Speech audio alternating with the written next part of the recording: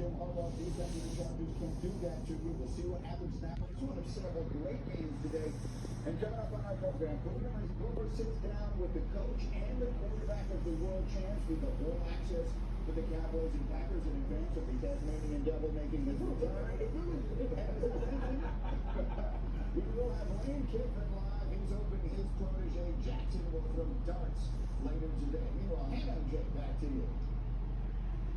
All right, Greeny, thank you much. A giant debut today at MetLife. Jackson Dart making his first NFL start. And let's talk about it now with that just back in the studio with us this season. All right, what does Jackson Dart need to do today to have success in his first NFL start? Well, not only that,